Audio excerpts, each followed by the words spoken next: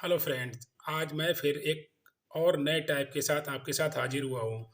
क्योंकि अनुपात समानुपात का चैप्टर मैं अच्छे से पढ़ा रहा हूँ आपको।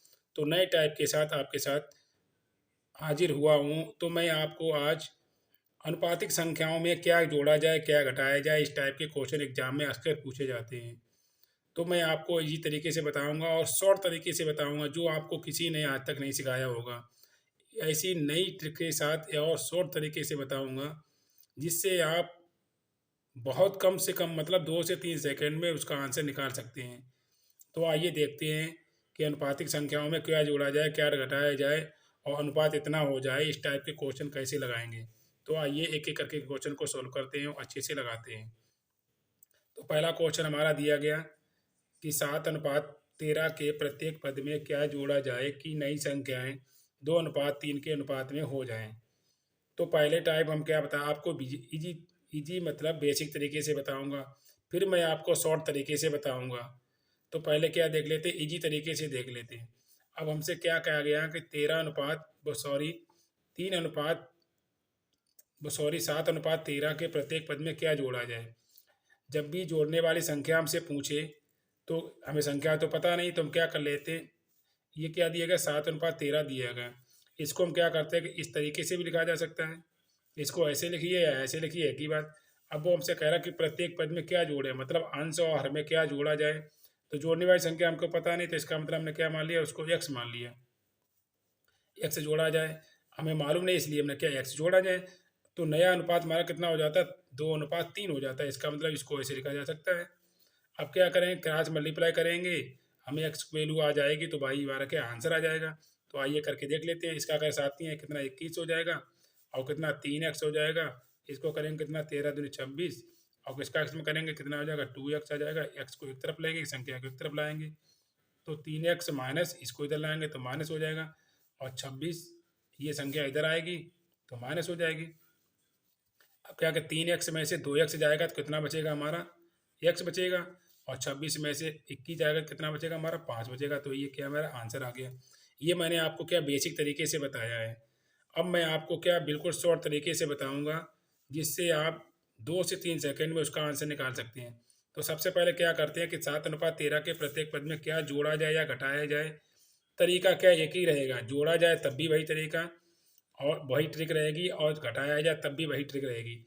तो हमारा क्या दिया गया, इसके अनुपात में क्या जोड़ा जाए या घटाया जाए। तो कितना अनुपात हो जाए, 3 अनुपात, इसके नीचे आप लिख लीजिए 2:3 लिख लिया। अब क्या करें, क्रॉस मल्टीप्लाई कर लीजिए। इसका इसमें क्रॉस मल्टीप्लाई करेंगे, सातियाँ कितना हुआ 21 हो गया। इसका इसमें 13 दूनी कितना हुआ 26 हो गया। इनके बीच का डिफरेंस कितना हुआ हमारा, वो लिख लीजिए। इनके बीच का डिफरेंस कितना हुआ, ऊपर लिख लीजिए 5। इसके इनके बीच का डिफरेंस कितना हुआ 5, वो लिख लिया। और नीचे क्या लिखेंगे, जो नया रेशियो इतना रेशियो हो जाए, इनके बीच का डिफरेंस लिखते हैं, मतलब जो सेकंड वाले रेशियो का डिफरेंस लिखते हैं। तो सेकंड वाली संख्या का डिफरेंस कितना है हमारा 1।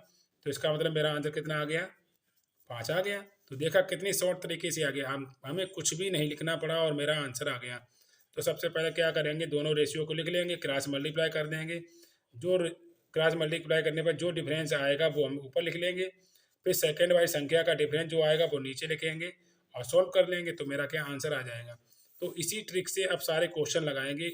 ये बेसिक तरीके से आप ना लगाइए, क्योंकि हमें क्या टाइम बचाना है। ऑनलाइन एग्जाम होता है, कम से कम टाइम में आंसर लगाना होता है। तो आइए इसी इजी और शॉर्ट ट्रिक से बताएंगे सारे क्वेश्चन, और आपको अच्छे से समझ में भी आएंगे। तो आइए नेक्स्ट क्वेश्चन देख लेते हैं। सेकंड क्वेश्चन हमारा दिया गया, 15:19 के प्रत्येक पद में क्या घटा दे कि अनुपात 3:4 हो जाए। तो आइए भाई इजी ट्रिक और शॉर्ट ट्रिक से लगाते हैं। क्योंकि मैंने इतनी बेहतरीन तरीके से आपको सिखाया है शॉर्ट ट्रिक से, तो क्यों उसी का यूज करेंगे, क्योंकि बेसिक तरीक अब क्या करेंगे उसको छोड़ देंगे। तो नए तरीके से लगाते हैं और शॉर्ट ट्रिक से क्या है, पहला रेशियो लिख लीजिए 15:19, और उसके नीचे क्या लिख लिए, दूसरा रेशियो लिख लीजिए। और क्या करें, क्रॉस मल्टीप्लाई कर लीजिए। इसका इसमें करें 15×4 = 60, और कितना 19 कितना होता है, 19×57। तो इनके बीच का जो डिफरेंस आया भाई हमारा लिख लेंगे। तो इनके बीच का डिफरेंस कितना आया हमारा 3। अब नीचे क्या लिखते हैं, सेकंड वाले रेशियो का जो डिफरेंस आता है भाई हम क्या लिखेंगे, नीचे लिखेंगे। क्रॉस मल्टीप्लाई करने पर जो डिफरेंस आता है वैल्यू का, वो ऊपर लिखेंगे और नीचे क्या लिखते हैं, सेकंड वाले रेशियो का जो डिफरेंस होता है वो नीचे लिख देते हैं। तो इसका मतलब मेरा आंसर कितना आ गया, 3 आ गया। तो देखा कितने इजी तरीके से, शॉर्ट तरीके से। ऐसी बेहतरीन ट्रिक आपको किसी ने नहीं सिखाई होगी जो मैं आपको एक बेहतरीन ट्रिक से सिखा रहा हूँ। तो आइए नेक्स्ट क्वेश्चन देख लेते हैं और शॉर्ट ट्रिक से लगाते हैं। नेक्स्ट क्वेश्चन दिया गया, 3:5 के प्रत्येक पद में क्या जोड़ दें कि अनुपात 2:3 हो जाए। तो वही शॉर्ट ट्रिक लगाते हैं, मतलब इजी ट्रिक, शॉर्ट ट्रिक। क्या ट्रिक है हमारी, पहला रेशियो लिख लीजिए और उसी के नीचे क्या लिख लीजिए, दूसरा रेशियो लिख लीजिए और क्या करिए, क्रॉस मल्टीप्लाई।